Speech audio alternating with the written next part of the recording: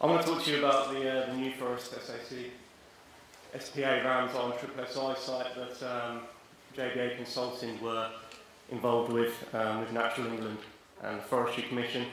There's a few authors. I'm the lucky one that gets to speak to you. It should include George as well, so if there's any difficult questions, file them his way.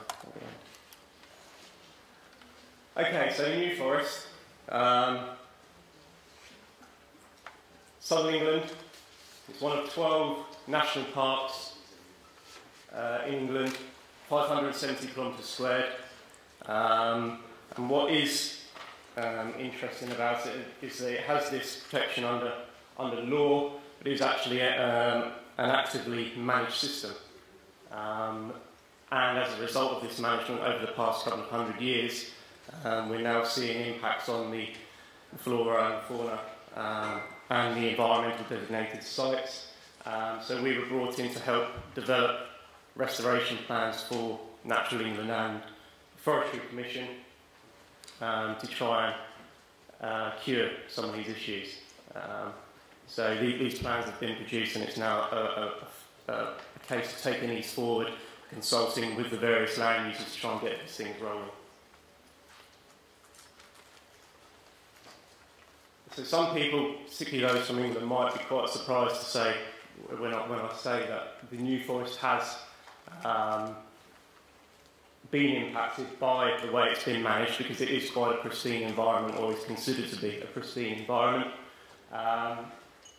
It has a huge diversity of landscapes, with woodland, open heathland, river and coastal habitats. It is on the coast of southern England.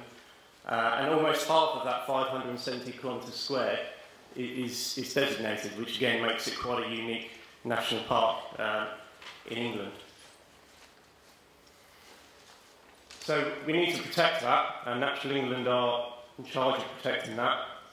But what we also have are rights, where we have groups of commoners and verderers who are in charge of the livestock that graze large areas of the system.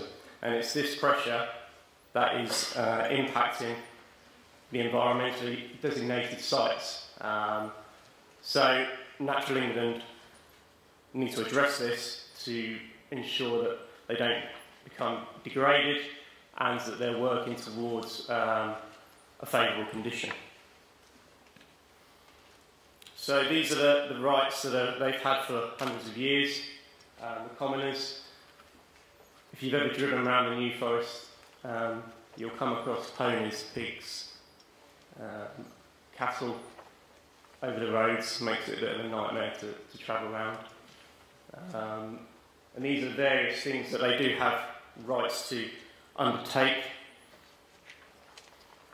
On the other hand, we have all of these protected habitats and protected species that we need to maintain and improve in some situations. So we have lots of semi-natural vegetation, lowland heath, valley mire, woodland pasture, and lots of protected species, such as the honey buzzard, the Montague's harrier, southern damselfly, which is this one here, and the great crested newt. There's also lots of rare species, such as the smooth snake.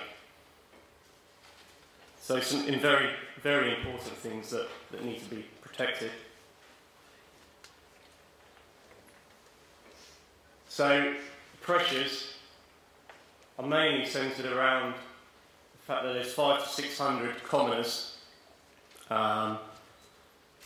that graze around 6,500 to 7,000 animals on the open forest. And often these are in fairly concentrated areas where there's been historic clearance of trees,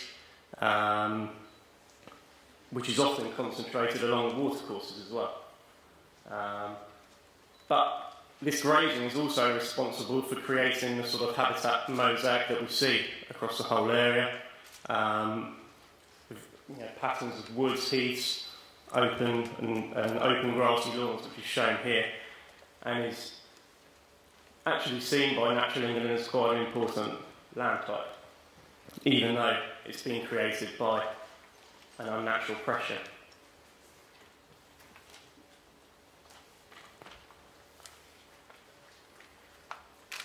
As a result of the grazing pressures, again, often concentrated around the watercourse environments where the pasture is good to graze.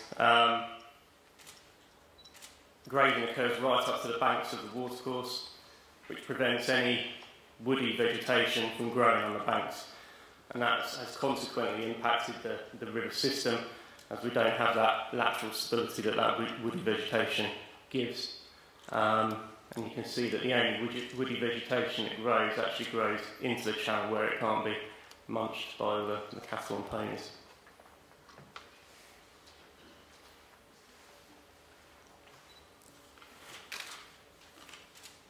So as a result of mainly historic but also current clearance activities of forested areas and the drainage activities that the commoners have undertaken for hundreds of years, so they've created a whole series of ditch networks to drain the land better, to make it better for grazing. They don't like it too wet because apparently it turns the grass sour.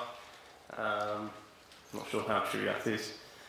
And under natural conditions, a lot of the new forest watercourses would be anastomose systems, so multi-thread systems, but the ditching, the channel straightening, channel deepening that they've undertaken means that flow is now often concentrated in one single channel, which has subsequently impacted the habitats, the riparian corridor, and the morphology of the system. As a result of the improved the drainage network that they've dug into, and I'll show you on the next slide, it's quite clear how extensive these drainage networks are, how that has impacted the flow regime, the hydrologic conditions of a lot of the watercourses. In fact, we were on site a few weeks ago after a relatively dry period, and the whole watercourse had actually dried up. And that's as a result of water getting into the main water bodies very quickly. It's not being held back anywhere in the floodplain, so it results in these dry periods. And you can also see here quite significant deposits of gravels and lateral erosion as a result of the straightening and the concentration of all the flood flows within the channel. Gives conditions prone to erosion and deposition, so it's very much a flood-dominated morphology and very unstable. So this is the LiDAR of one of the SSI units that we looked at, Latchmore Brook. And you can see here the crisscrossing of all the dug ditches, the straightening of the main watercourse. We've got some paleos left in the floodplain. As a result, the floodplain is a lot drier than it should be. The river is disconnected from its floodplain as a result of straightening and deepening, and often the dredged material was dumped on the banks, so creating small embankments. So again, the connectivity was reduced even further. And as a result, you get a very responsive system. A flood comes in, we get a lot of erosion and deposition. Whereas under natural conditions, where we have a multi-thread type system that's very stable, with lateral controls with the woody vegetation, but that is no longer there, so it can move. So Natural England wants to address some of these issues through naturalisation rather than a sort of semi-engineered approach. And what we can see here is an area that has historically been cleared of all the forestry, and as a result of how active that this river has been. It's also worth noting there's a lot of interlinked systems, so the mires that drain into the main water bodies have been impacted by incision in the main watercourse, and as a result there's a series of erosion nick points migrating up the mires that are consequently impacting the mire systems. and as a result of that, there's more sediment coming into the channel than there should be. So unconstrained plans were developed,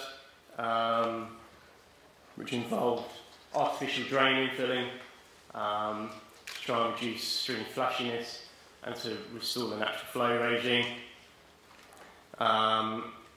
We were also looking at reintroducing an anastomose system, or encouraging it that way by some assisted natural channel blocking with woody debris.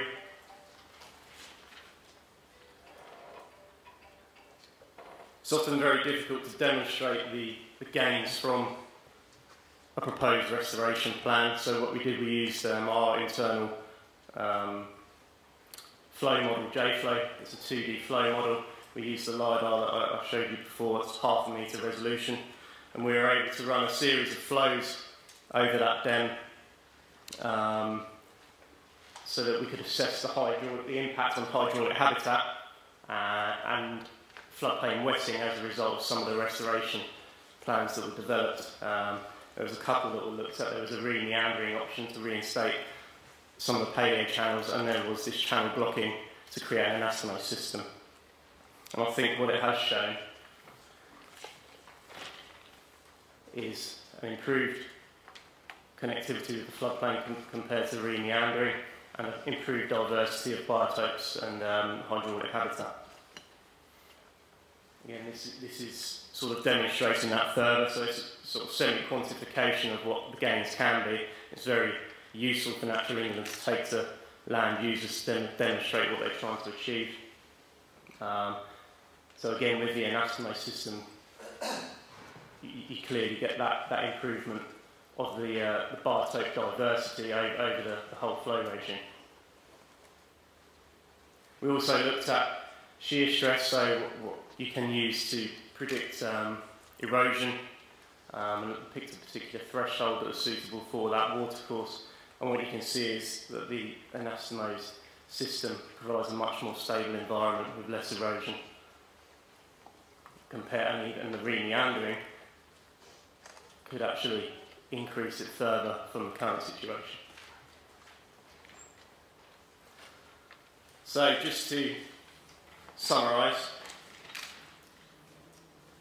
we've identified naturalisation opportunities that work with natural processes to improve river floodplain connectivity, to reconnect some of the paleo features that will ultimately improve habitat diversity, as the modelling sort of showed.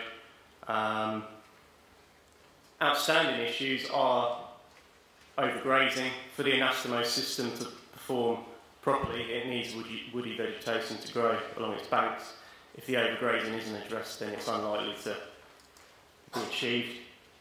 And forestry pressures are yet to be addressed, although hopefully the blocking of the artificial ditches and the infilling will help to improve that.